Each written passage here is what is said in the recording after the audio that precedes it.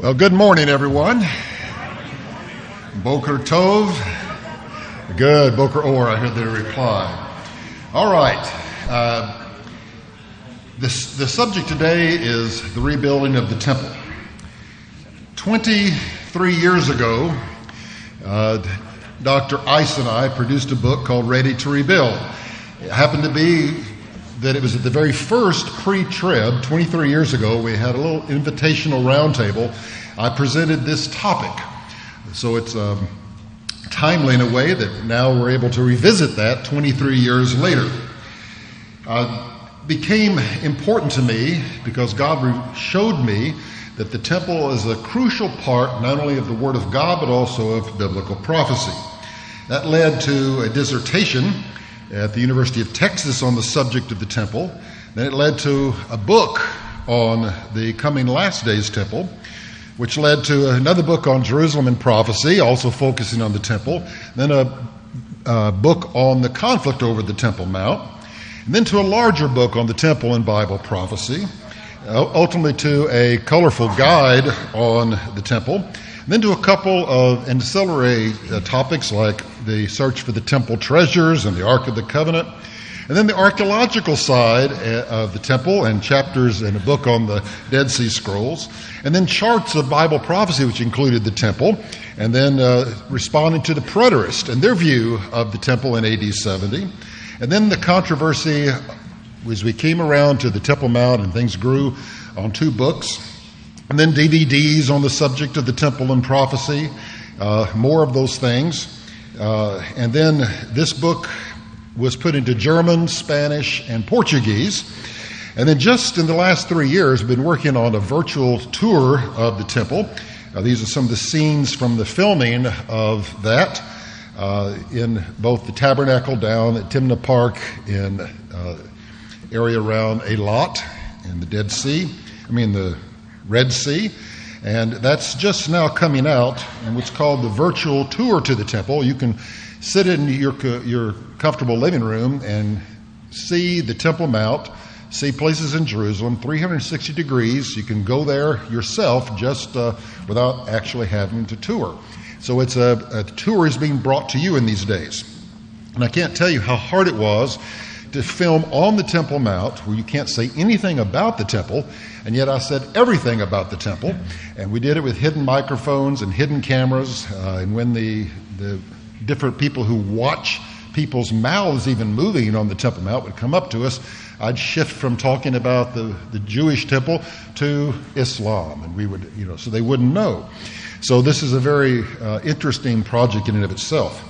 I also teach a course at Liberty University on the Jewish temple and history and prophecy. It's a 40-hour course. And all this to simply say, I want you to know there's a lot to be said about the temple. Recently, and this is actually opening this spring, the Liberty Biblical Museum, and we have 3 cases dedicated to the temple, which have actual artifacts from 2,000-3,000 years ago dealing with the subject of the temple. So if you're in Lynchburg, Virginia, come pay a visit to the Liberty Biblical Museum and see these things yourself. All right. We're focusing on signs of the times in the conference, and may I say that one of the crucial signs of the times, as the Lord Jesus said, is to discern what is going on. And Jerusalem is one of the key sites. And because Jerusalem has the Temple Mount, it's very important that we try to discern what is going on there. If you simply look at a chart of the temple through time, beginning with the past, looking at the present, moving into the future, you can see the temple has a very large place to play, not only in biblical history, but also in biblical prophecy. And so we are at the present time, an interim period called the intercalation, sort of a parenthesis or a gap, as it might be, in God's time clock in which He is not working directly, fulfilling the prophecies and promises to the nation of Israel. He's preparing for the fulfillment of that, and that's why we see so many things going on that we see. We see Israel brought back to the land. We see preparations for a temple. These are signs which tell us that He is going to be fulfilling those prophecies in the future. And of course, you know that will spill over into the tribulation period, the 7th week of Daniel, after the rapture, which will see a temple rebuilt. And then in the millennial kingdom, after Messiah has returned, the temple of Messiah's glory, spoken of in the book of Ezekiel. Now, when we talk about modern Judaism, they see the pressing need for a temple. Now, this isn't, of course, across the board, because we have different sects in Judaism that run from quite liberal to quite ultra-Orthodox. And they all have different views on this. But some of the basic texts that they are aware of is the one in Exodus chapter 25 and verse 8. That says, "Let them make for me a sanctuary that I may dwell in their midst." That was given at the time when the command was given to build the tabernacle. And the tabernacle was built to house the presence of God, the Shekinah, so that he might shekan, that is, dwell with his people. And that was something that the Jewish people understood needed to be repeated whenever the opportunity existed. Therefore, even though they came into a land where there was no temple, their responsibility was to build a temple. If the temple was eventually torn down by foreign powers, their responsibility was to rebuild the temple. And on it went. And so that continues today at a time in which a temple has not stood on the Temple Mount. And if you look at simply the passage at the dedication of the first temple under Solomon, these words in 1 Kings 9:3, "I have heard the prayer and plea you have made before me. I have consecrated this temple, which you have built, by putting my name there forever. My eyes and my heart will always be there." And for the Jewish people, there's no reason to see a change in that understanding. Therefore, if God's, his heart and his name is there, then that needs to be honored by building a place where the sacrificial service can be conducted on his behalf. Which is why we have in the Psalms the statement, "Im shekakha Yerushalayim, tishchak yamini." And in English, "If I forget you, O Jerusalem, may my right hand forget its skill." The idea is that our right hand is what we do everything with.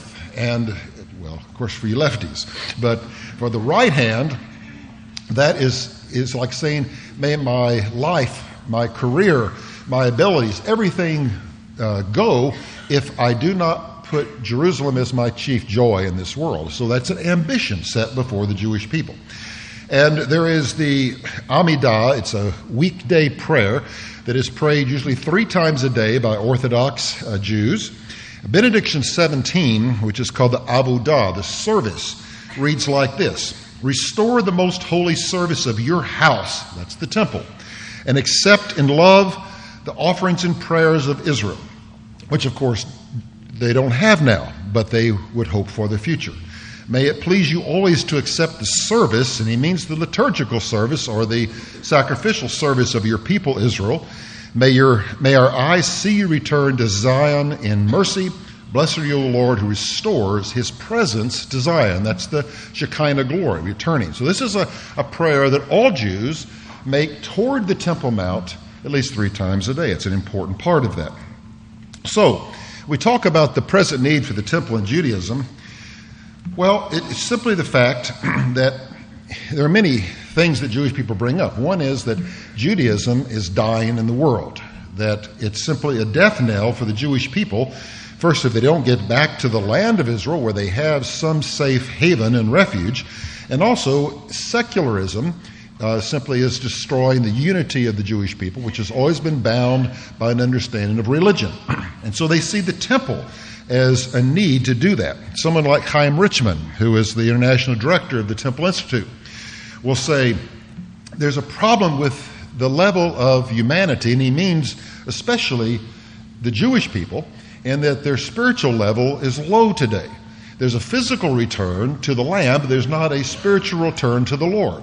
And so he would say that the rebuilding of the temple, when the Shekinah comes, is the only way for the Jewish people to reach spiritual status. And they can't do that without a temple. Now, of course, some of that is quite true, but it's in God's timing, and there has to be the national repentance of Israel first toward their Messiah, Yeshua. Others say the same thing. Gershon Solomon, executive director of the Temple Mount Faithful, makes much of this in trying to say, look, you can't have the rebuilding of the temple until you have first this national return, this spiritual and moral order. It has to come first. No one's going to rebuild a temple if they don't have the spiritual desire and inclination to do so. And so he says they have to understand the vision of the prophets. They have to see that this is the time in history in which God has brought the people back to the land to fulfill their prophetic destiny. And then when that kind of thing is done, he sees there being a revolution in humankind. And he looks at the statements of the prophets that all the nations will come to Jerusalem to worship. How he sees this fulfilled is different than us, but he does understand a literal view of the prophets and sees it playing out ultimately in the land of Israel with the Jewish people. Now let's ask the question, fine, we understand there's a need, but why hasn't that need been met? Why have Jews not rebuilt the temple? And that's a question most Gentiles outside the land of Israel ask. Listen, if it's that important, if it's in the Bible, then why haven't they done it? Well, many of you already know some of those answers, but let's look at some of the answers the Jewish people give. One is the population of Israel is insufficient for the time prescribed for the rebuilding of the temple. That is, if we look at some of the rabbinic statements, particularly Maimonides, the codifier of the Mishnah, he will say that the temple cannot be rebuilt until a majority of the Jewish people live in the biblical land of Israel. Now that number is approaching 6 million of the Jewish people, but there's still more outside the land than inside the land. And so he sees when a majority comes, at that time, the temple will be rebuilt. Or another answer is the Jews are in a condition of ritual impurity and unable to enter the Temple Mount to rebuild. You can see that in many ways, and Jewish people point to the conflict between Jewish groups.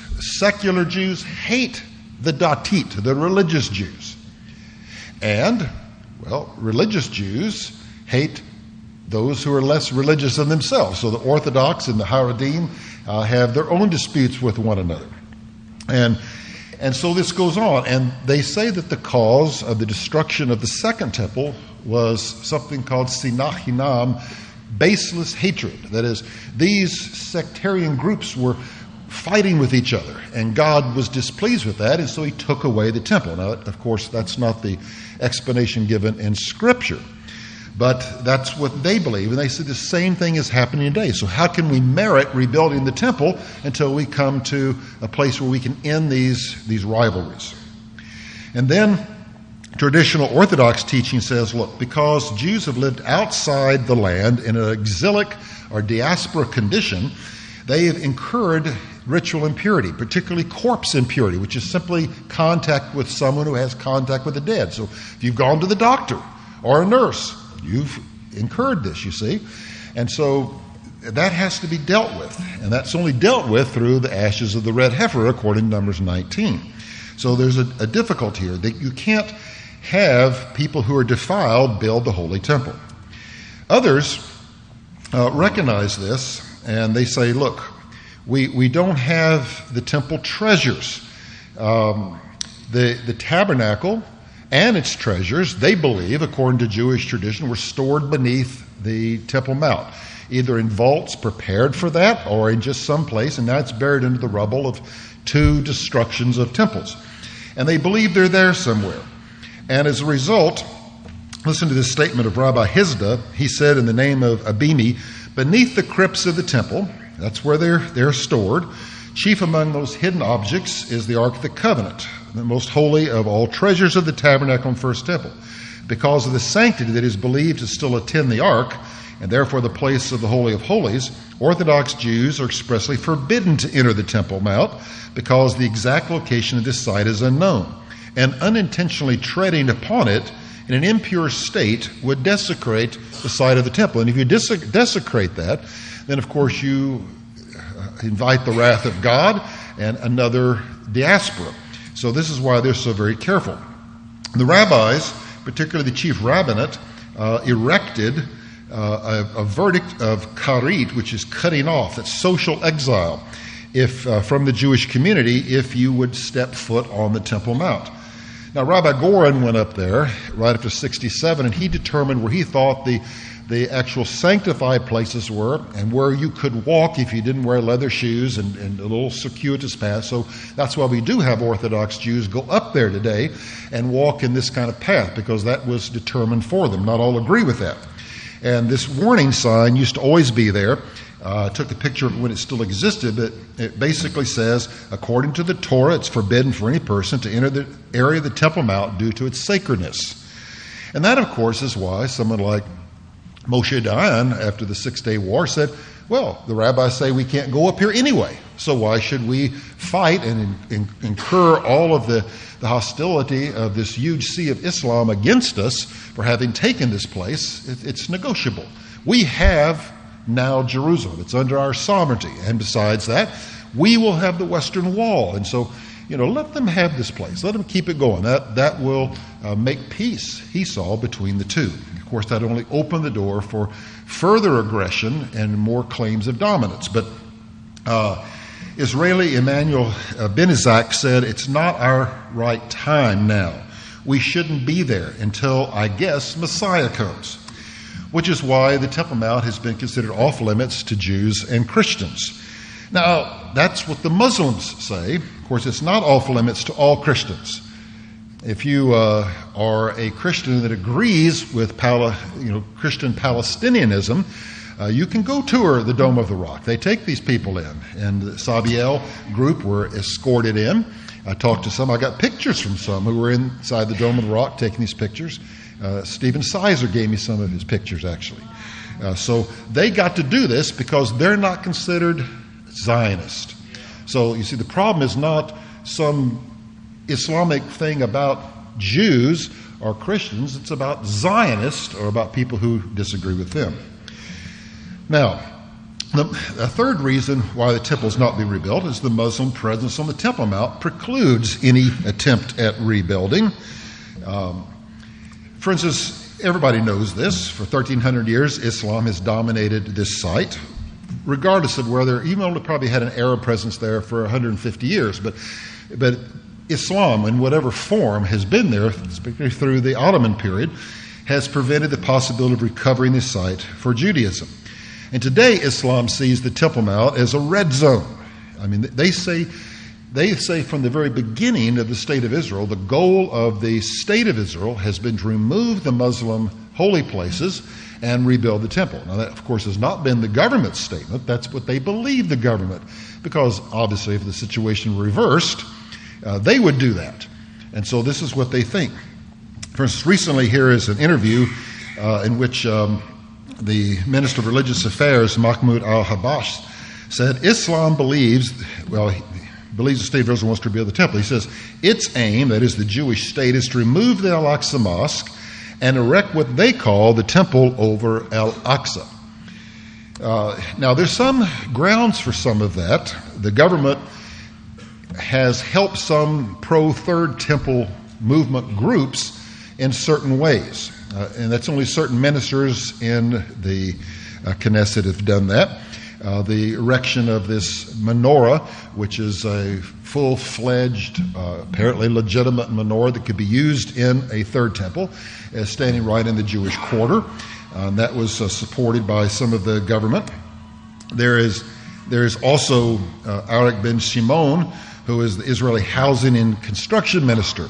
Uri Ariel. He said, we've built many little temples, that is synagogues, but we need to build a real temple on the Temple Mount. And the Muslim world heard this. He had to clarify that statement, saying, no, it's only my dream for the third temple to be built after the coming of Messiah. But of course, and I'm sure he didn't really mean that, but that's the way it was interpreted. So the Iranian media jumped on this, said Israel rebuilding the temple, the calling for construction of a third temple, government leaders. And here's some of the media propaganda that came out of Iran. Israeli Minister of Housing is claimed the third temple is to replace the holy site Al-Aqsa. Or Saudi Arabia is supporting the Israeli regime in its plan to replace the holy Al-Aqsa mosque with a temple. Or the only thing that will stop the Israelis from going that far is an Arab-Palestinian resistance in the Gaza Strip in Lebanon and things like this. Or the Zionists are provoking Armageddon. these type of things, just over this cause. Mahmoud Abbas, who is the current president of the Palestinian Authority, vows to end Jewish contamination of the Temple Mount. Can you imagine that? All right, that statement. He called for violence against settlers on the Temple Mount. This has all been current news, and things you've seen have been taking place there as a result of this. He says Israel's leaders are making a big mistake if they think they can turn back history to impose a reality and divide the Al-Aqsa Mosque as they divided the Ibrahimi Mosque in Hebron. Abbas promised that he would present a resolution to the UN Security Council by the end of the month to force Israel to withdraw from parts of Jerusalem, Judea, and Samaria by November 2016. He said no pressure would deter him. And these are the kind of statements he said. He vowed that Jews would never be allowed to pray at the site. He warned the Israeli government that was attempting to change the status quo, won't allow our holy places to be contaminated. He defended the violent riots perpetrated by, he calls, Muslim heroes at the Al-Aqsa by saying they have a right to defend themselves and the holy places. And on it goes. So here are some pictures that were in the Arab media, and you know that you've had these random acts of different Palestinians getting in their cars and just driving into crowds, whether at the rail station or they're at a bus stop. And this is the idea. This has become the way you defend the holy place. Here's another one that shows that. Encouraging this kind of activity, but in defense of the Muslim holy places. Now, in response to this, you'll see how the Israeli government has come into the picture. And this is another reason why Jews have not rebuilt the temple, because the Israeli government's unwillingness to disrupt the status quo on the Temple Mount. Netanyahu will say, and he says this concerning the reaction by Mahmoud Abbas, which he says is over the top and illegitimate, but he says, we must counter the campaign of incitement being waged against Israel regarding the Temple Mount. There hasn't been a change in the status quo on the Temple Mount, and there are no plans to change it. Status quo came in 1967, simply that the holy site was to be shared by different religions who had some affection there. It later was amended to say you cannot provoke the Muslims by doing something that would upset their religious sensibilities. That is like praying. But you had the right to be there. But the Muslims, of course, have never honored the status quo. They do whatever they please. And as you'll see, that's part of the problem. In this statement, made from the Temple Institute, it says, those who visit the sacred site, that is Jews, Orthodox Jews and others, do so with expert rabbinical guidance. After taking all the necessary halakhic steps, that is according to the living law, and precautions to safeguard sanctity. The visitor's goal is simply to have a spiritual experience, to be seen there by God and to pray. But they are set upon by these malicious Muslim hordes who act as if they are literally possessed by unbridled hatred. And I was just there this summer. We were filming there, and all of a sudden we heard Allahu Akbar all over the place, and turned around, and here's these people running. First a bunch of kids, and then some older people. And there was simply some Jewish guy or two showed up on the site, and they decided to make a riot of it. And I had to actually get out of the way physically for them to run by me, and we filmed it, of course. But this is a typical type of thing. If they knew what I was doing up there, it'd be Allahu Akbar to me. But this is the kind of thing that was going on. He says, all this takes place under the watchful eyes of the Israeli police, who never intervene, never act to distance the groups or stop them from following the Jews, and systematically reward the inciters by banishing Jews from the Temple Mount whenever the mobs become too unruly, instead of arresting the perpetrators.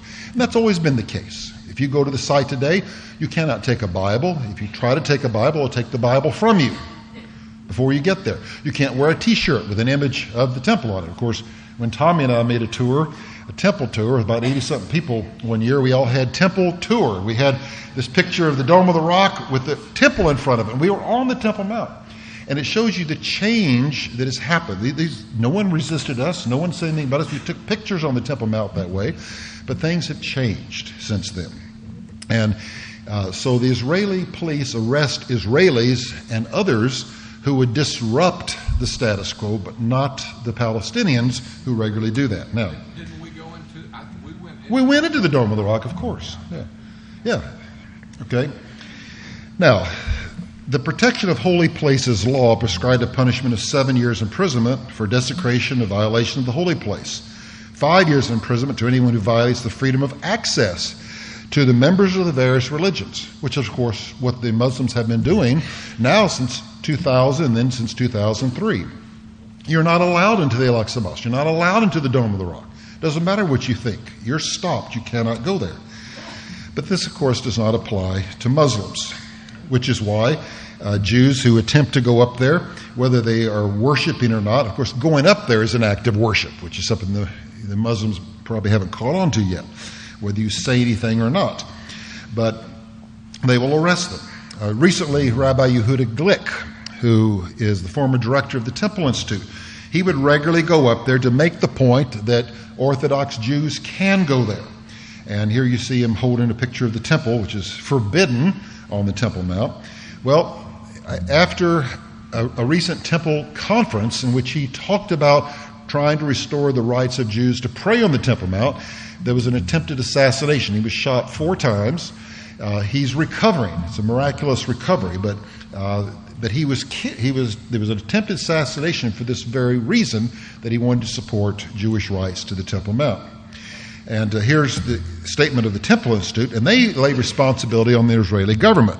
It says, responsibility for this despicable act rests squarely upon the government of Israel and the Israeli police, who have allowed the Temple Mount to degenerate into an area that hosts daily occurrences of unbridled and heinous expressions of Jew hatred, which of course is the case.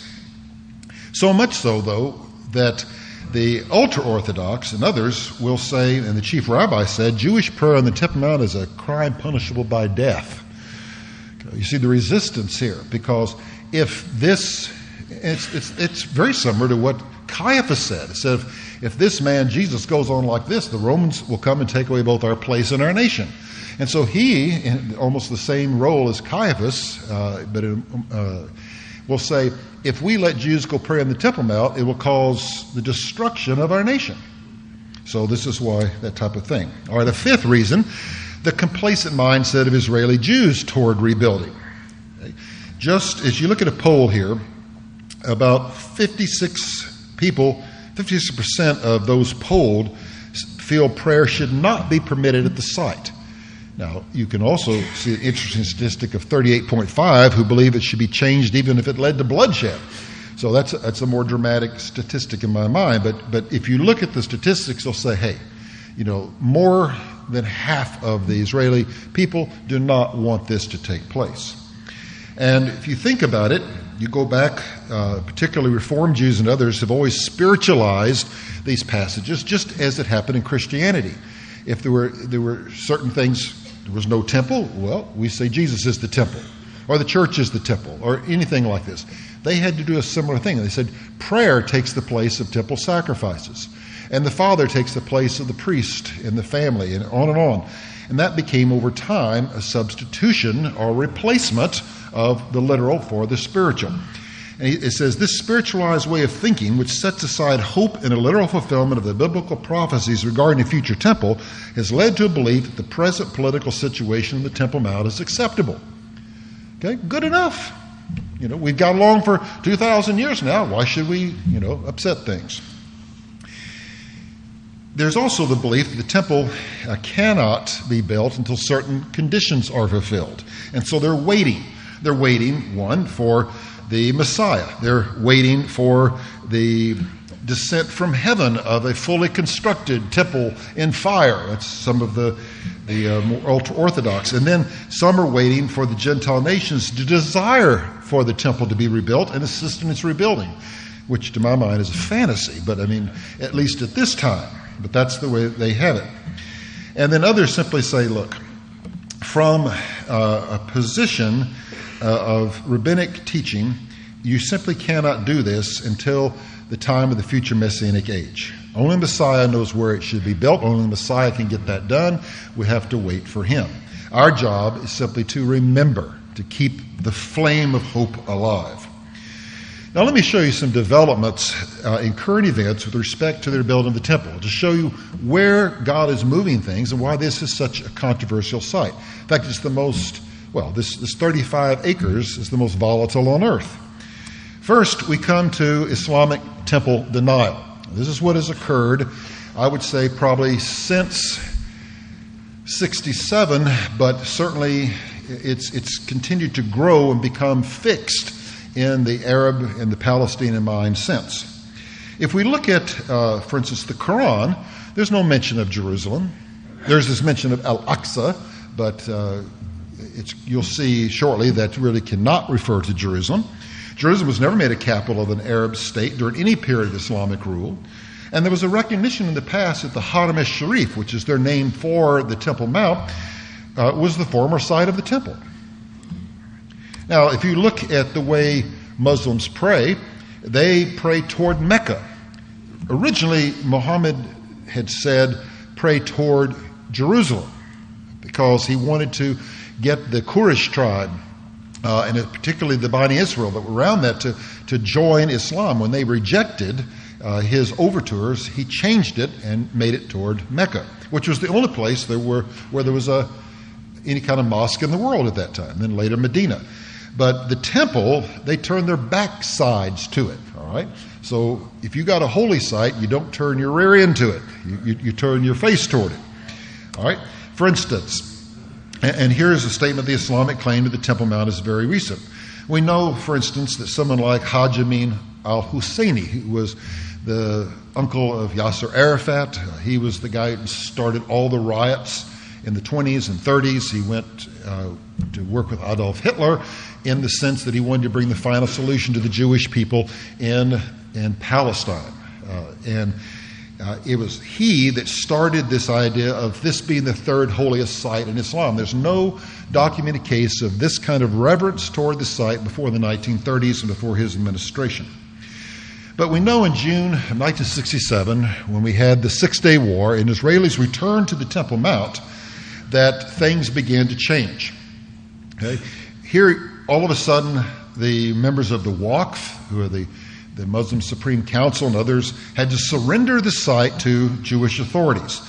And the tiny area of the Western Wall where Jews came to pray in the Mughrabi district, which all these houses in front of it, Teddy Kollek simply had them plowed down. They moved the people to other residences. This was a very just act, but in acts of war like this, and particularly opening this site up for the thousands upon thousands of Jews who wanted to come there, not to that little narrow alley that used to be the access to the Western Wall, this was done. And then, when we look at the reaction to this, we understand that things started changing for the Arabs. That's what they were called then, not Palestinians. But the political division of Islamic domination of the region in 1948, the loss of sovereignty over East Jerusalem in 1967, the hope of a Palestinian state with its capital in Jerusalem, all demanded the rewriting of the facts of history to remove any basis for a Jewish claim to Jerusalem or to the site of the Muslim holy places. Any support of such claims by Islamic leaders, as requested by Israelis in peace process negotiations, is tantamount to sedition and punishable by death throughout the Islamic world. That's why in the Old City you can see little things like this. Here's a T-shirt, complete replacement.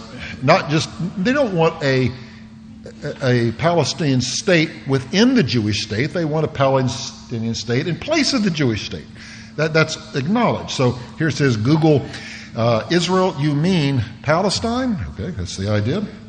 Here's Abbas in his victory speech. He says, Jerusalem is the eternal capital of Palestine. Since when?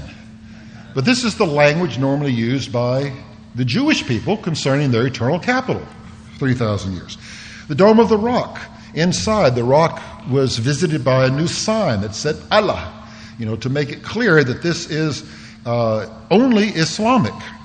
And then the claim of that is based on Surah 17:1. This is a picture. In fact, I went to a guy's house, one of the guys who discovered the Dead Sea Scrolls early on, and he was living in Bethlehem.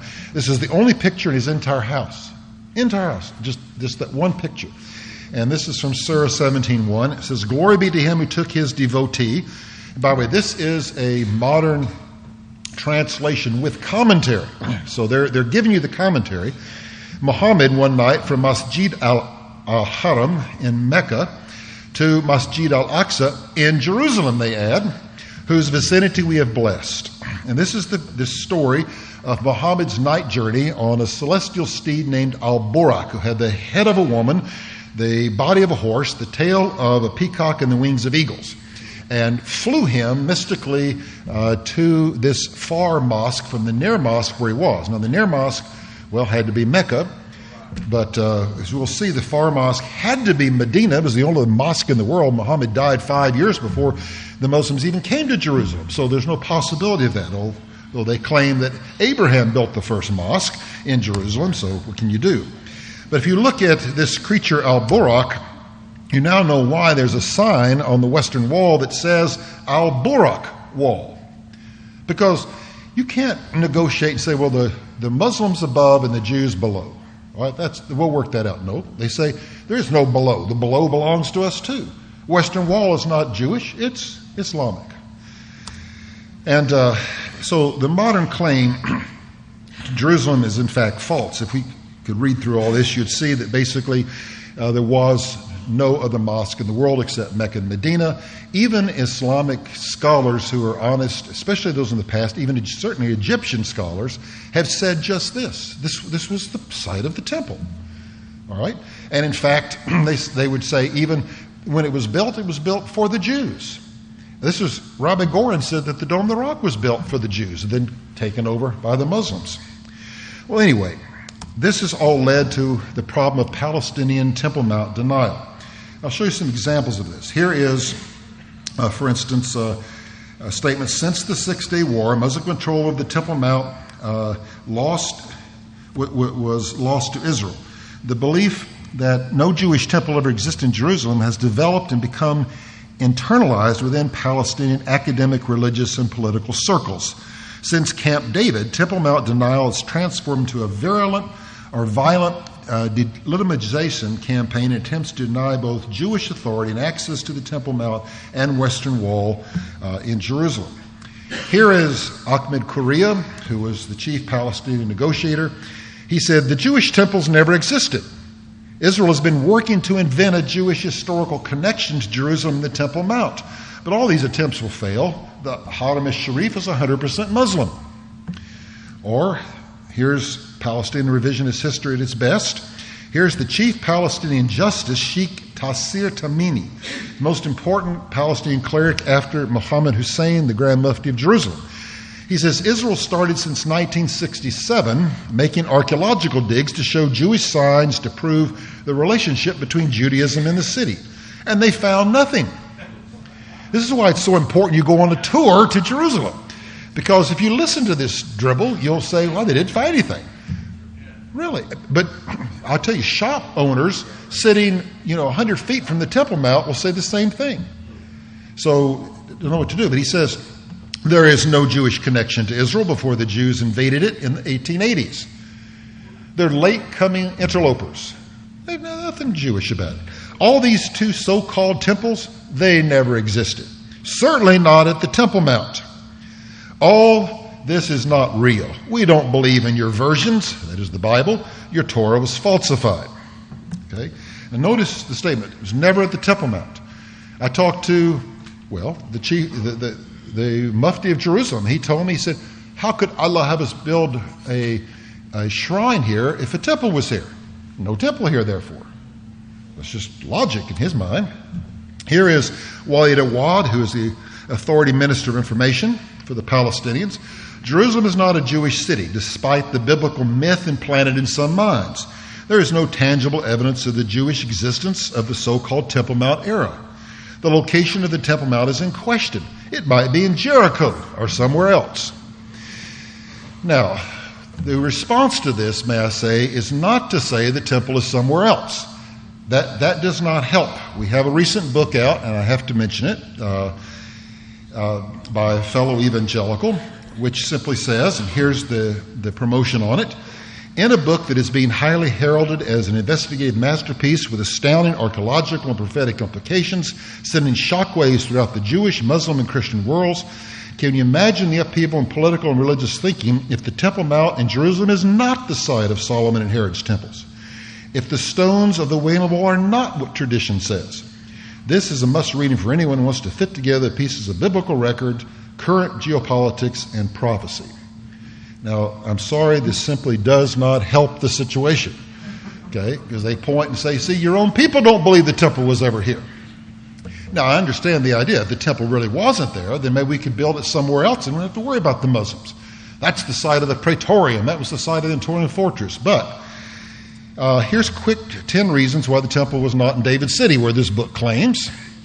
And I can't go through all of it, but just let me say the 500 by 500 cubic square where the first temple was built and was enlarged in the time of the second temple is too big by any calculations to fit the site in David City. Second, Jesus did not prophesy the destruction of the temple platform. Okay? Only the temple and the surrounding buildings. And the book claims that, this was destroyed too. The book misinterprets the early Muslim history of the Temple Mount. It was built by the Umayyad Caliph al-Malik bin Wan to commemorate Solomon's temple because Jewish people pointed out the site to him. And I'll show you a statement on that in just a minute. The book represents the Bordeaux Pilgrim account. He has it that the Bordeaux Pilgrim had gone and visited the temple site down in David City and then had come and seen what he called the Praetorium up on the Temple Mount. It's just the opposite. In fact, here's a statement from it's only been recently translated. The first translation was in 1999 of Sebios, who was an Armenian historian who in the year 660 wrote this, both as an eyewitness to these events and an investigator. He says, I'll relate a little more about the intentions of the rebellious Jews who, having earlier received help from the leaders of the children of Hagar, conceived a plan to rebuild the Temple of Solomon. Having discovered a place which is called the Holy of Holies, they then built on its foundations a place of prayer for themselves. However, the Ishmaelites, jealous of them, drove them from this place and called it their house of prayer. Now, where is that? That's not down in David City. You know that. It's the same place where the Muslims have their house of prayer. So there is an identification from the earliest time of this. A few other statements. I may not go through this. You can pick this up, but many statements in the book simply that purport to deal with facts, misinterpret and misread some of those facts. All right. Including a coin found under the western wall, which simply proves it could not have been, the whole place could not have been the Antonin Fortress. And rather, it was related that Herod the Great did not build everything on the Temple Mount, sure, but it was related to the Temple Mount. Threshing floors, which it talks about, are always outside a city, not inside a city, like David City. And on it goes. And I have a couple more here. Particularly this underground sanctuary, which has been mentioned, has nothing to do with Solomon's temple. Well, if this is all going over your heads, don't worry. If you want to know more about this, one of our fellow Pre-Trib members, Gordon Franz, who's responded to some of these kind of issues in the past, has written a 42-page paper on this, critiquing every bit of the book, and it's available. It's not available yet at the time of our conference. It'll be available later, a week or so, at lifeandland.org. So you might want to download that and just consider this, weigh it out. Now, here's another example. The Muslims in the past basically identified this site. They called it, before they called it the Haram al-Sharif or called Jerusalem al-Quds, they called the site Beit al-Mikdash, which is simply a transliteration of the Hebrew term Beit HaMikdash, which means temple. They called it that. They related it to that. And here, look at this statement. This is Sari Nubise, who is the president of Al-Quds University in Jerusalem, in an indelicate moment. He says, I'm an academic. If you went back a couple of hundred years before the advent of the political form of Zionism, I think you will find out that many Muslims would not have disputed the connection that Jews have toward the Temple Mount. The problem began arising with the advent of Zionism, when people started connecting a kind of feeling that Jews have toward the area with the political project of Zionism. And this is correct. But now our friend Mahmoud Abbas heard about this, and he asked the president to issue a letter of clarification denying the Jewish ties to the Mount indicating that if he did not issue a clarification, his position as president could be in jeopardy. So you cannot say such things. But the Muslims did say such things. All we have to do is go back and look at a guide published in English from the 1930s through the 1950s as a guide to the Haram al-Sharif, which is the Temple Mount. And it was, if you went there and you picked up one of these things, it would give you a guide around the site. And right on the first page, it says, this site is one of the oldest in the world. Its sanctity dates from the earliest times. Its identity with the Temple of Solomon, here's a copy of it, is beyond dispute. Okay? And why does it say that? Okay, right on the first page. Right there. Okay? Because the Muslim Supreme Council in those days had no problems with that. This wasn't a political issue. There wasn't a Zion, and there wasn't, occupation of Jerusalem, as they call it, by the Israelis. And so they could actually state the facts of history. Now let me take a moment to give you new archaeological evidence for the temple. This simply explains that this site, they claim, never had a Jewish stone indicating Jewish history. In fact, has the most history of the Jewish people in the world. Now recently, the Jehoash inscription has been vindicated by the Israeli courts. This has been tied up for many years. They wanted to say it was a forgery. It was found by some of the Muslim workers who, when they were changing the status quo and building a new mosque, the Al-Mawani Mosque in the southern part of the Temple Mount. And as they dug things up, people, of course, were supposed to destroy them, but people who want to make a little money on the side would hide them in their boots or hide them under their shirts and do all these kind of things, as they do in archaeological digs. You have to frisk guys coming out of archaeological digs who are your Arab workers because their socks are full of coins and all kind of things because they want to make a little money on the side. Well, that's what happened here. And this fell into Israeli hands ultimately. And it has if you look at this, it's very close to a passage in the book of Kings mentioning a biblical figure who was involved in restoring the temple. So this could be right from outside the walls of the Temple Mount where they were digging. My wife and I, Beverly, were on this excavation for 3 weeks. This is the Kotel excavation. You can see the Dome of the Rock here. That's the side of the Temple Mount. And then you can see the Western Wall Plaza. You can go to this today. You just have to know where to go. But here below this, 50 feet below ground, is the walkway that Hadrian built that on the eastern side that took people alongside the Temple Mount. Okay, and but what's more interesting is not that later period, which is still the 2nd century A.D., but what they found over in the corner was an archive from the 7th century B.C., the time of the temple, the time of Hezekiah. One of the things they found there was these different seals. One was an Israelite archer. The other one was a seal that had the name of someone called Netanyahu. And so today the Prime Minister has that seal hanging on the wall in his office. But this is going back to ancestors. These are Jewish names from a Jewish archive from an administrative building located next to the temple. What else would it be? It's all Jewish. Okay. Interestingly enough, recently from beneath the Al-Aqsa Mosque has been coming some reports of discoveries there. Now, there was an earthquake in 1927, and the Al-Aqsa Mosque was destroyed. It was during that time of its rebuilding, a British archaeologist named Robert Hamilton documented the excavation and its foundations. But in order to be able to do that, which was an unprecedented thing, his cooperation with the Muslim clerics had a price. He could not report anything that had anything to do with the Jewish people or the temple, no connections. And so these findings were reported but hidden away in the mandatory archives. That's during the time of the British Mandate. And now they're coming to light. One shows that beneath the floor of Al-Aqsa, he discovered the remains of a Jewish mikveh, a ritual pool for, of course, people wanting to cleanse themselves coming to the temple. Also on the Waqf Museum, something that they found that's there is simply a plaque that commemorates Flavius Silva, the conqueror of Masada, who was governor of Judea at the time. But this was found right there in Solomon's stables. Okay, another thing relating to the Jewish destruction of the temple in the area. 2 years ago, they found a First Temple period reservoir, 66,000 gallons. This was used by pilgrims coming to the temple. This is right there at the foot of the Temple Mount.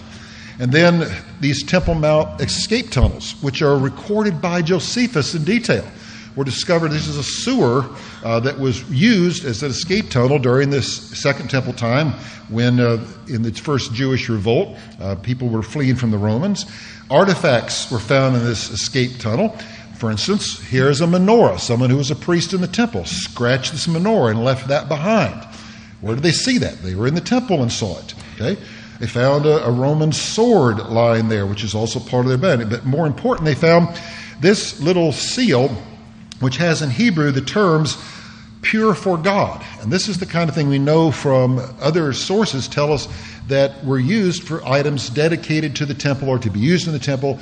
It's like a kosher thing, but this was strictly for the temple. And then they found also a little golden bell, the kind that were on the high priest's garments, found in there. And then more recently, they found a 2,000-year-old fragment of cloth which has the techelet, the biblical blue. So this kind of thing, all these things and this is all pieced together from the same place. Eilat Mazar, who is an Israeli archaeologist and granddaughter of Benjamin Mazar, who did the excavations from 67 on, discovered this wall from the Solomonic period, which was certainly a protective wall in Ophel that was connected to the Temple Mount. At the foot of Robinson's Arch, many of you have been there, just this last year, they found this Matanyahu seal from the 8th century BC, Jewish name on it, sitting right there at the foot of Robinson's Arch. And then last year, too, there was discovery of the menorah treasure, which many say is related to the temple in that this was brought perhaps not as some kind of covering for a Torah scroll, but reflected the Jewish ambition to rebuild the temple just before the conquest by the Muslims. And this was found there, and you notice it has a menorah, it has the shofar, it has the Torah scroll on it. This simply shows Jewish presence right there at the Temple Mount. It didn't wait till the 1880s. Okay? It was there in the 7th century in this case. And then there was a hoard of coins stamped with the statement, Redemption of Zion. These are all coins. Zion, Redemption of Zion. What's that? It sounds so very Jewish to me. And this was all found right there as well. Now, the Muslims, interesting enough, have given us some of the best evidence that we have. While archaeologists can't excavate on the Temple Mount, they can. And they were replacing an electrical cable back in October of 2006, and you can see how it ran right by the Dome of the Rock and all these things. And so in one case, they found a portion of a wall that was sticking out. Now, Israelis had to sneak up there, take these photos. These things were covered up in due time. But they got handfuls of pottery out, which they can date very reliably. And this was 8th century BC. And because some of these were vessels that were used for ladling of oil, they could determine they must have been used in a nearby building. And this wall had to be related to that building. And so if we put the pieces together from the first temple, the House of Oil, which was later in what we call the Court of the Women, can be identified. And so thanks to the Muslims, the location of the temple can now be identified. Okay? At least I think so, and others do too.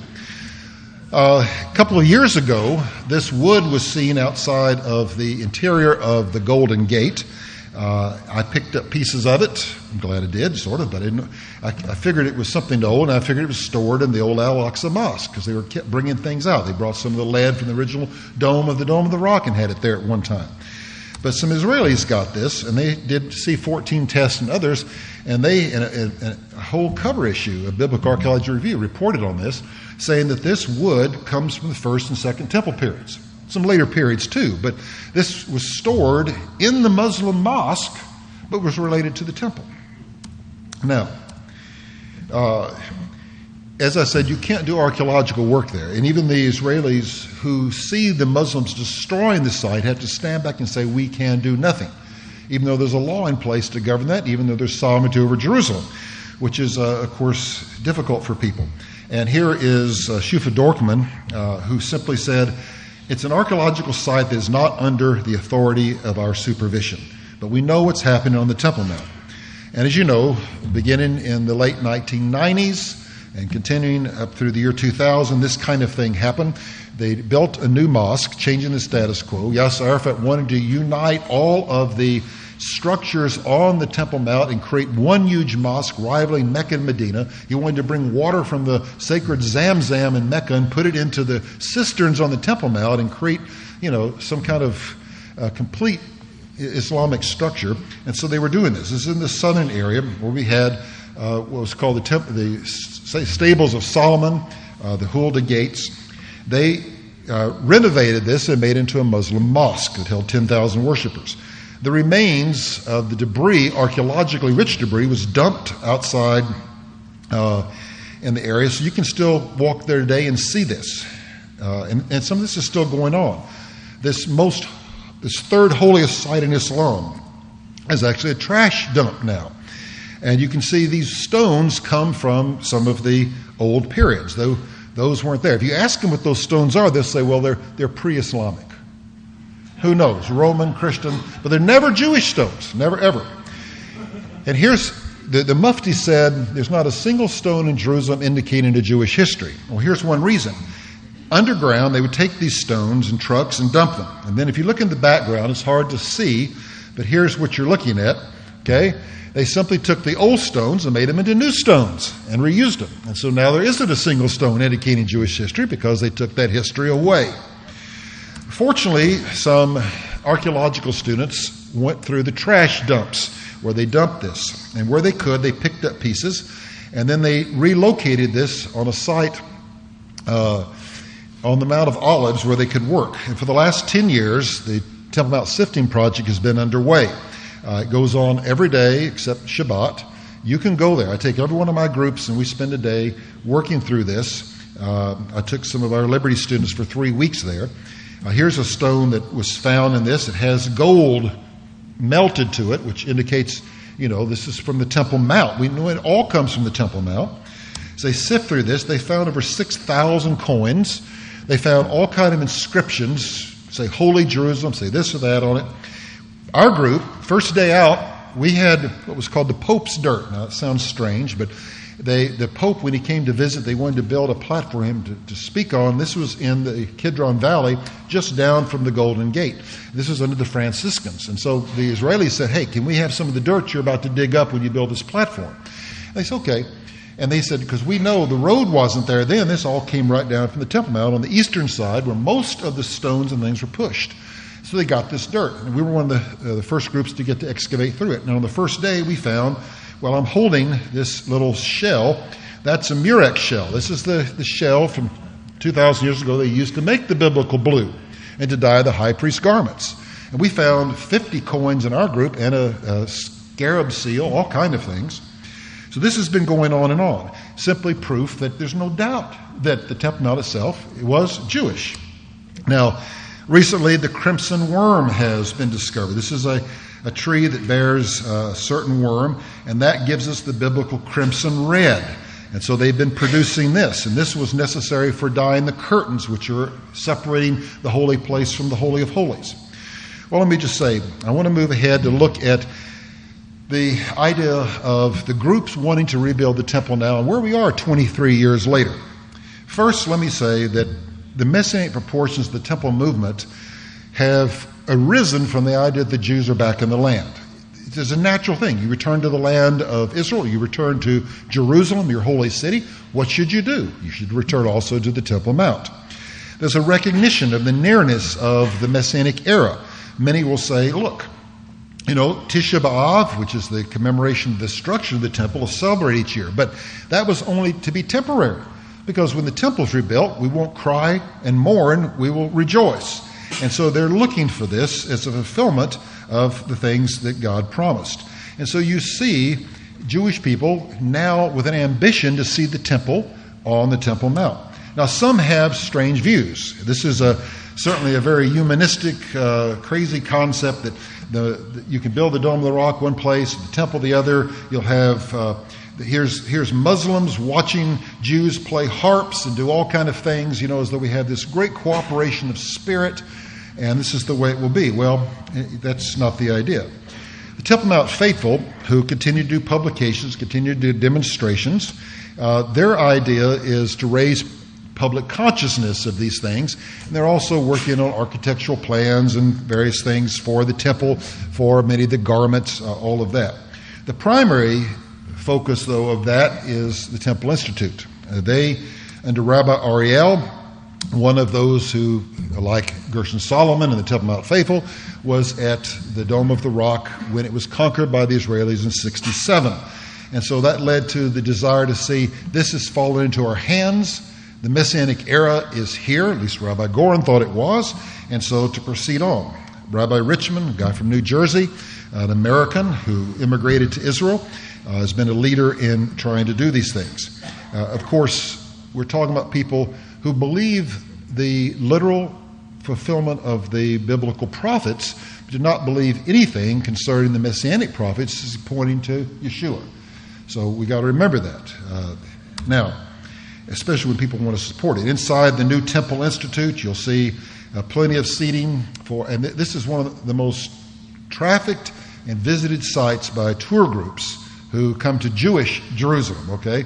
You're not going to find it if you have a Muslim tour guide. They're not going to take you there. Here, as we open the curtains, is the Ark of the Covenant.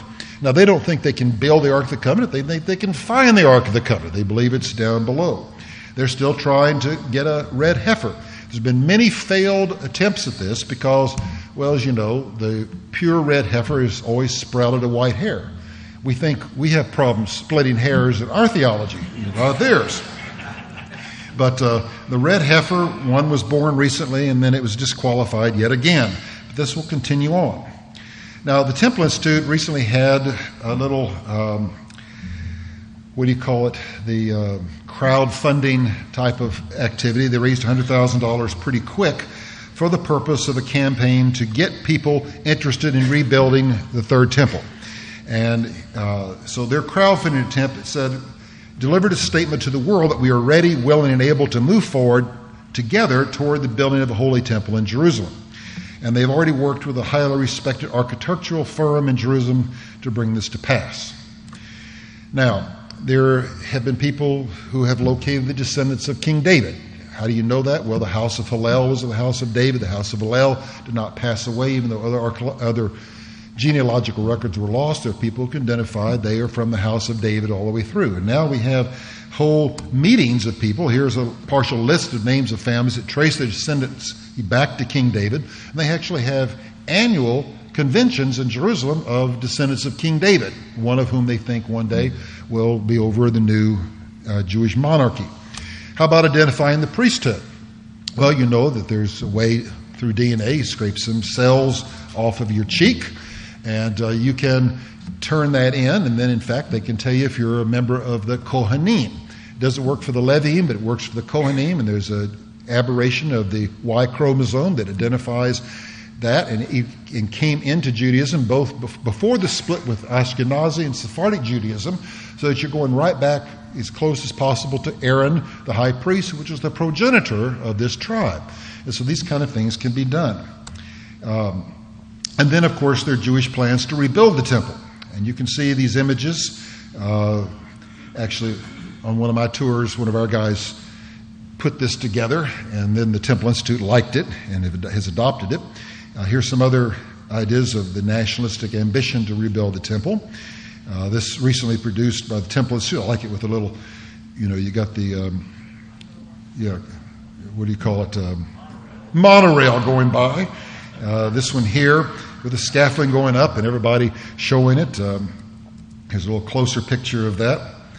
And then here is a piece produced by the Temple Institute, which kind of gives us that ambition. So let me play this for you.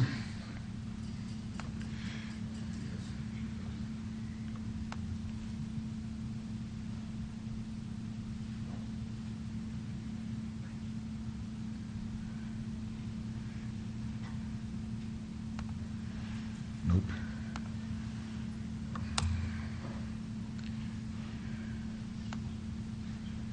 That's not the right one. Nope. Going back. It worked earlier, so I know it'll work. That's it. Okay, hang on.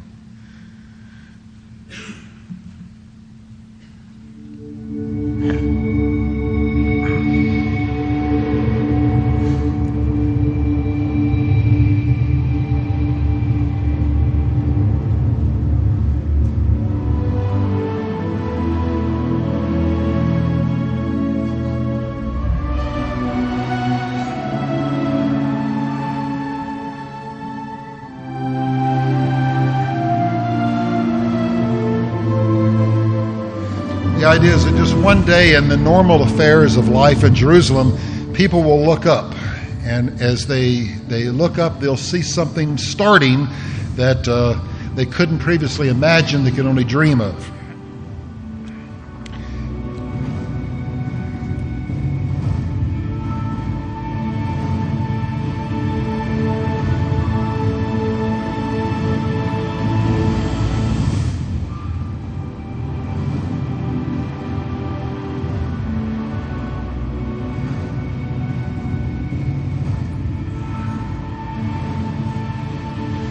The faithful Jew is reading his text. The promises of God are there, but he's about to be shown that those promises are being fulfilled in his day.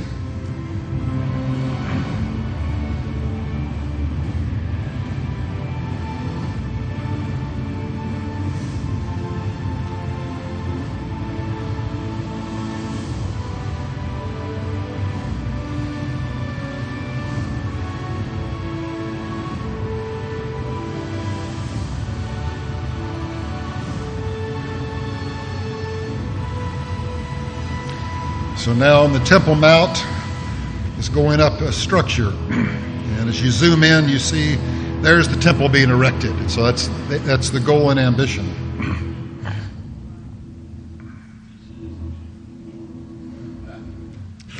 So this was part of their crowdfunding campaign. We're ready to go, join with us.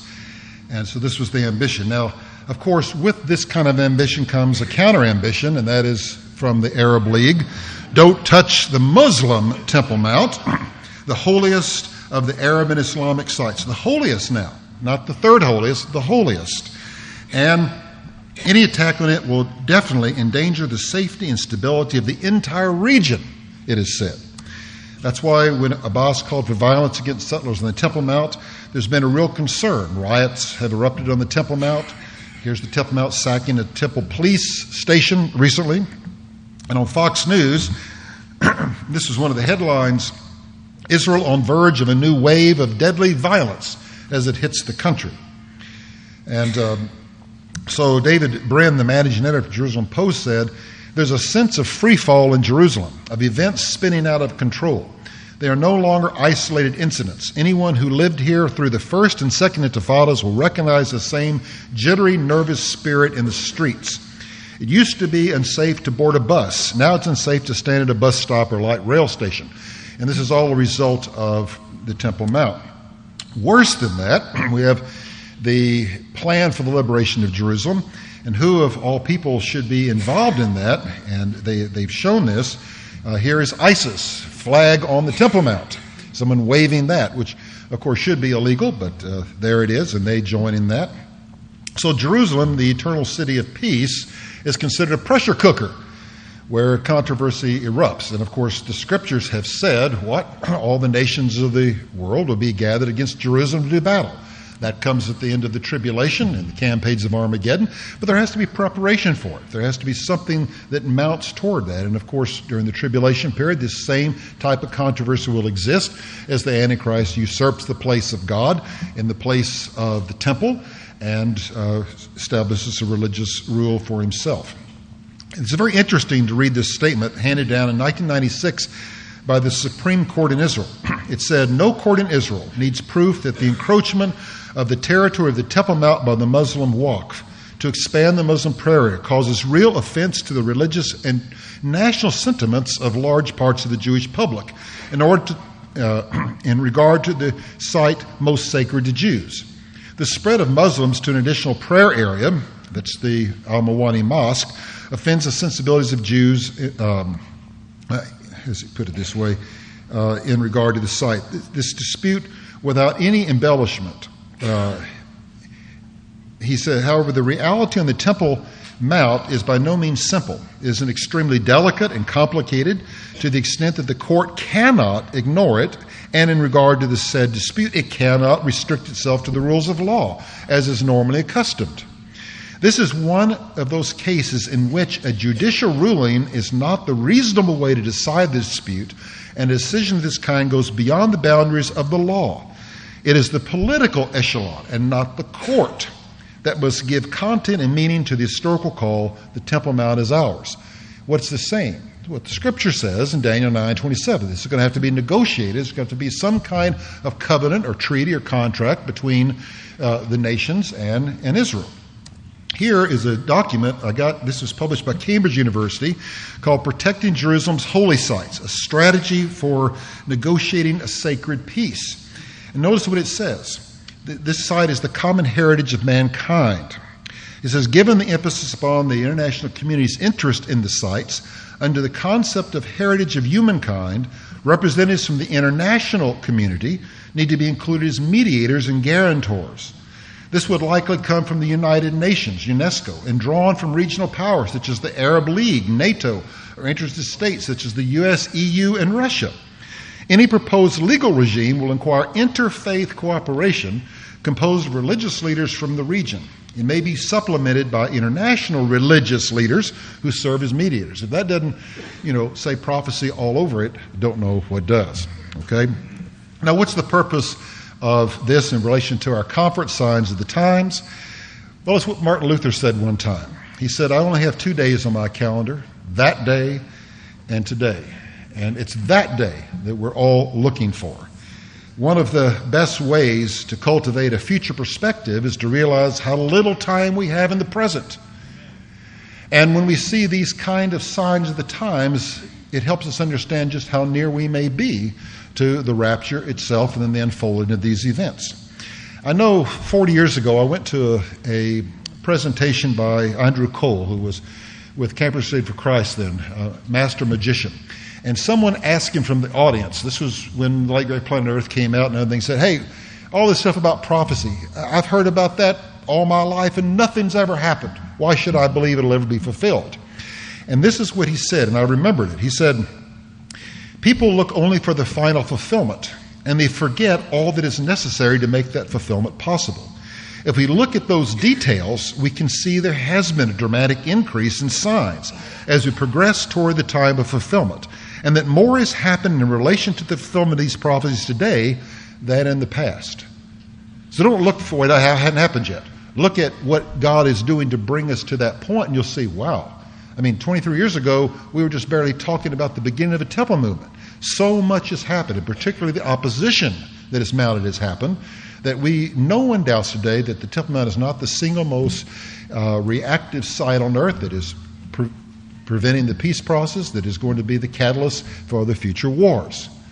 And so that's where we are. But while we look at these things, remember, Scripture says, the Lord whom you seek will suddenly come to his temple, the messenger of the covenant in whom you delight. And behold, he is coming, says the Lord of hosts. So this is a warning that one day, the one who is Lord of the temple will come, claim his territory, his real estate, and make it his own. That'll happen at the second coming of Christ. What the church needs to do is to look at the signs of the times, but, and as our brother Paul said before, the focus must not be on what is coming, but on who is coming. And so I want to make it clear that when we talk about the temple of the Lord, it's the Lord of the temple that we need to focus on. And if you're hearing this and you've never put your faith in this one, all these prophecies are his prophecies. They're all leading to the final fulfillment that he has promised. And he's going to be the judge on that day. And the only way to escape him as judge is to come to him as Savior and put your trust in him, his finished work for you on the cross, and then say, this is true and it's true for me. And I'm trusting him for the eternal life that he has offered. All right. Thank you, guys.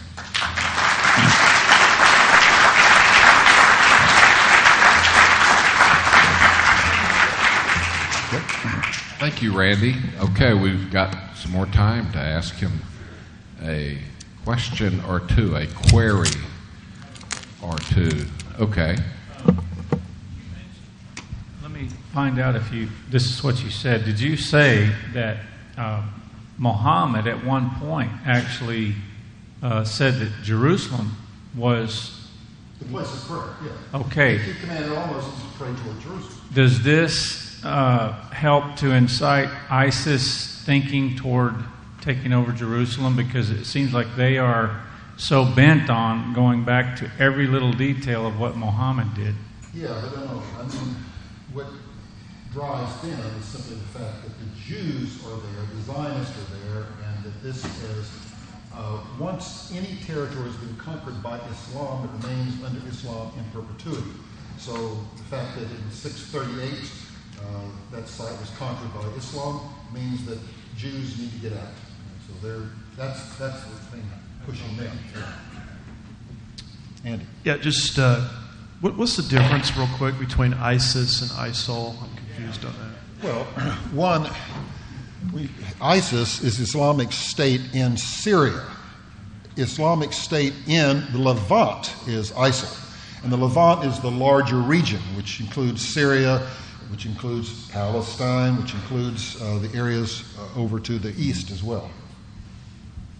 In one of your books, you mention a time when the rabbis was digging under the Temple Mount illegally, unknown at night. And you mentioned that a rabbi said that he got a glimpse of the actual Ark of the Covenant, as I remember now. I may have some of this wrong. It's been several years ago. Can you kind of relate a little bit of that? Yeah, I mentioned that, but I didn't mention that it was true. And what I did was I personally interviewed 4 times Rabbi Getz and 1 time Rabbi Goren. And I had Rabbi Getz and Chaim Richmond together in the same room. I asked Chaim to come with me. So anything he said, because my Hebrew's not all that great, and you don't even talk in Hebrew, we sure it was right. And we recorded all this on camera. And he said, look, he said, we dug about 1.5 years. We did not get to it. He said, I don't want anybody to misunderstand that. We never saw anything.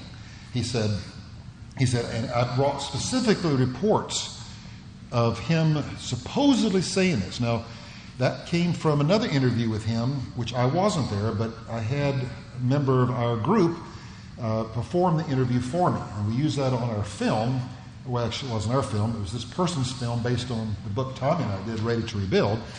And Menno Kalischer was the interpreter at that time. The fellow who did the interview didn't know Hebrew. And I have the transcript. There was no mention of this whatsoever. I don't know exactly where it came from. I think I know the source for this, but it wasn't Rabbi Getz.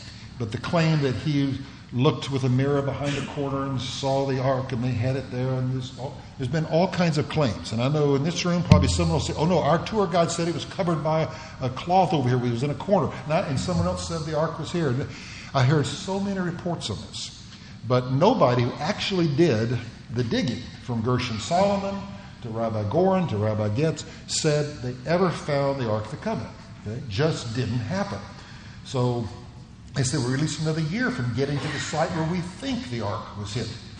That doesn't mean they don't think it's there and couldn't find it, but no one has actually found it. Okay? If someone tells you otherwise, okay, I don't know their source, but I know the source who did the work, and they say we didn't find it. And it wasn't simply to somehow we don't want to tell an infidel or a non-Jew this. No, that wasn't the case. That's why I had Rabbi Richmond there to hear it, because he said, I believe he's telling the truth. Okay. Randall, outstanding presentation. Thank you very much. Tell us about the Eastern Gate. What's true, what's myth? Is Jesus coming through that particular Eastern Gate that's all sealed up now? Yeah, he's talking about the present so-called Golden Gate, Gate of Mercy, which is on the eastern side. The whole wall on that side is on the original line, so it hasn't changed. There's additions to the north and south, but the gate is in the original wall from the First Temple and Second Temple periods, although the stones are lower down for those. But so you have a sealed gate, and you have all the stories. Some people want to connect it with the passage Ezekiel 43:44 talks about the return of the presence of the Lord, and it says he'll pass through this gate and it'll be shut and no man will open it because the Lord has passed through. Well, of course, that's the future millennial temple. That's not this outside wall gate. That's the inner gate of the temple itself, the eastern gate, which is on much higher elevated topography and in the millennial temple.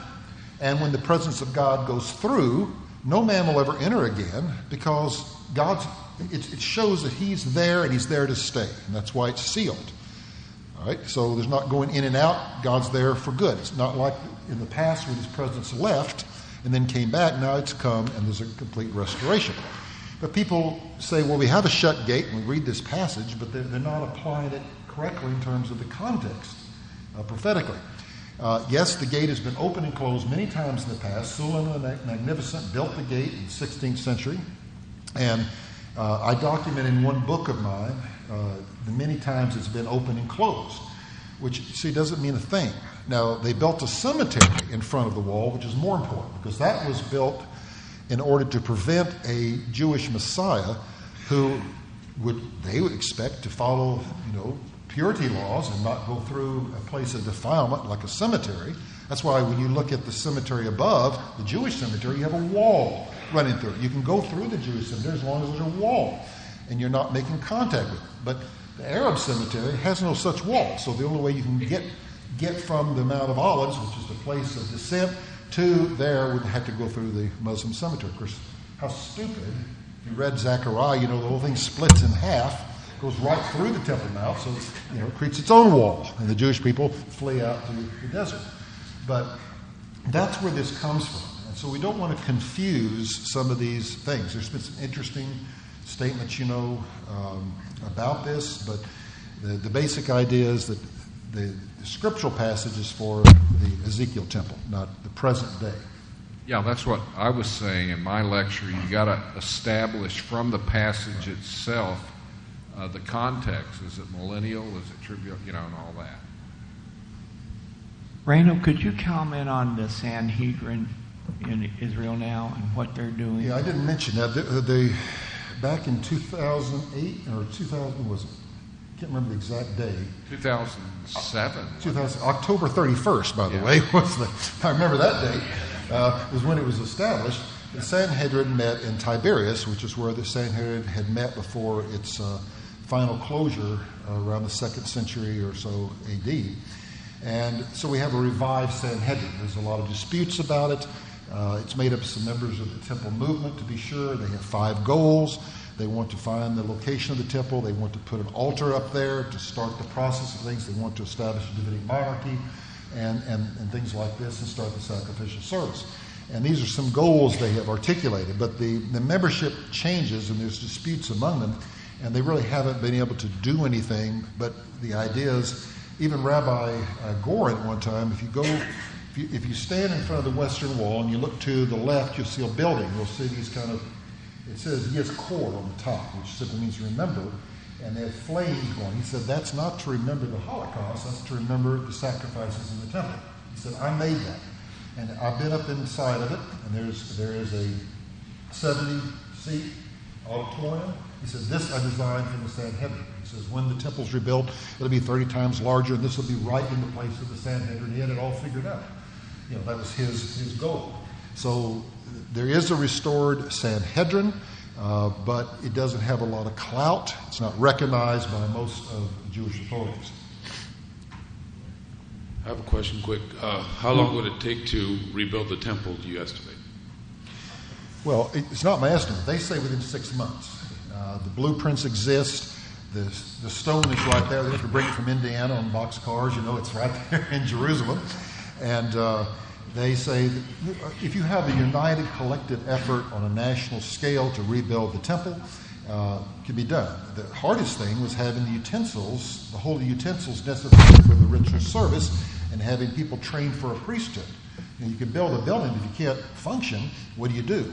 So there's these preliminary things that have been going on for the last 20-something years, and that has brought us to the place where now, if the temple could be rebuilt, it could be built in very quick fashion. Some say all you have to really do is have a functioning altar, because when the Jews came back from exile, they built an altar, started the sacrificial system, laid simply at the foundation of the temple, and then it was 15 years later before they actually built the temple, but it was still going on. And yet they say they could do it within 6 months. Would anyone consider an alternative site to the temple, Mount Scopus or Valley? Yeah, the answer, he said, can anybody consider an alternative site to the temple? And the answer is no. And the reason for that is because the presence of God came and sanctified the site in the time of the first temple. And God said, this is the place of the soles of my feet where I'll dwell among the sons of Israel forever. And so there's been a sense of continuity. The second temple, and we even have a text from the time of Nehemiah that says you must build it there. Okay, so they built it in the exact same site. And there's never been so easy to do it somewhere else. But the fact is, this is the only site. That's the site of the Holy of Holies, the Ark of the Covenants. They believe is beneath there. This is the only place in God's presence, from their point of view, never left the site. So this is the only possible place. I've heard the third temple referred to as the Antichrist temple. What's your thoughts on that? And who? The third temple referred to as the Antichrist temple? Yeah. And then should Christians be involved in contributions and donations to that? Yeah, I have. When Tommy and I wrote the book on Ready to Reveal, my last chapter dealt with Christians dealing with support for the temple. And it's been my policy all along that they should not, okay? And even Gershon Solomon, I had him come to, he came to Tommy's church to speak. He came to some things on some of my tours. And we'd give him an offering because he came to speak. And he said, no, just make it out the Temple Mount, faithful. And I said, I'm not going to do that because we don't support you. We'll support you, we won't support that. Here's the reason. I mean, first off, any money you give to these people, they consider Jewish believers, our brethren, worse than terrorists. Okay? So because they are enemies of the faith and they oppose the spread of the gospel, you don't want to facilitate that. You don't want to do that. This is a Jewish cause, and it's tied up with many things that are mixed up theologically. So, ideologically, prophetically, we support that a temple will exist. You don't want to deny that. You want to say, yes, it will happen someday. Do you want to go up on I've been on the Temple Mount with well-meaning tourists that said, tear down this thing, burn it down, put the temple up. That's very insensitive, and it's very wrong, I think, to think that way. It's not our place or our part to do that. Will that happen someday? Yeah, sure. And I accept that. But I don't want to be part of making that happen. Now, Antichrist temple. I've written in my book about this. It's often called the Tribulation temple, and that's what it is. Does Antichrist build it? No, not technically. He may be part of the covenant that sees its rebuilding take place, but it's not his temple. It's Orthodox Jews who rebuild the temple. And it's called in 2 Thessalonians 2, what is it called? The temple of God. So we don't want to call it something other than that. Okay, it's a legitimate temple. It's an interim temple. Antichrist will usurp it, and that's why, in fact, how could he desecrate something that wasn't already holy? Okay, so it already is a legitimate temple. He desecrates that, and maybe in that time and place it becomes Antichrist temple, but it's no longer God's temple at that point. But that's what invites Messiah to come and restore the temple because of that very act. Last question. Go ahead. What do you say about the nations trampling? Is it trampling the temple area for 42 months? Yeah, Revelation 11, 1 and 2. We have a measuring of the Temple Mount by John. It's not vision. It's visionary, of course, but just like Ezekiel's temple is visionary, it's a real temple in a real place at a real time. And it says, as you measure it, it says, leave out the area which is outside the temple. That's been given to the nations. They will trample it underfoot for 42 months, which is 3.5 years, the last part of the tribulation. So it's a prediction of what we already read in 2 Thessalonians 2, 3 and 4, that the man of lawlessness, the Antichrist, will usurp the place of God. Okay, that's what Luke 21:24 said. Jerusalem will be trampled by the Gentiles when the time of the Gentiles is fulfilled. This is all part and parcel to this time of Israel's national discipline. So what's going to happen is that this area we would call the court of the Gentiles, and this other area is simply left. That's where the approach comes from the nations. That's where they will probably set up something, in terms of besieging this area. But there's nothing mysterious about it. It's simply saying this is the area designated to the nations. That's where they're going to enter. They're going to trample Jerusalem underfoot. So symbolically leave that because that is the area connected or associated with them. That's the way I interpret it. One more last question. Okay. Do you personally believe that the Ark of the Covenant is down beneath the Temple Mount where it was stored by priests at a precarious time in the past. And could it be possible that when the great earthquake takes place at the time of the Battle of Gog and Magog, that earthquake could destroy the Mosque of Omar and open up that place for the temple to be rebuilt? Well, sure, anything is possible. Now, do I know? No. But the scenario is something like this. Some will speculate the Ark of the Covenant is found and put in the third temple, because the reason for building a temple is to enshrine the Ark of the Covenant. But it wasn't in the second temple. It didn't exist there. So there's a lot of questions on this. When you talk about the Antichrist seeing himself in the place of God, someone say, well, that was on the Ark of the Covenant, where his presence was, so maybe that will be there. And I've written and speculated like that too. If it was to be discovered, it had to be discovered when Jews had access to the Temple Mount, and that would happen when the Muslim presence preventing that access is nullified or removed, and that would be with the Battle of Gog and Magog. So I have written, and others have had similar ideas, that with that battle, which is immediately after the rapture, my interpretation, it could be later, but probably there, that will be a catalyst to having the Antichrist say, we need to step in, affirm the Jewish people who have had this miraculous victory, and then what we need to do is honor the God of Israel who's behind that victory, and the symbol of Jewish independence and of their God is the temple. What else could be done? No Muslims really to bother with that. They've been nullified just like they were in 67. What could you say? And so it can be done, and then they could get underneath that and find it themselves.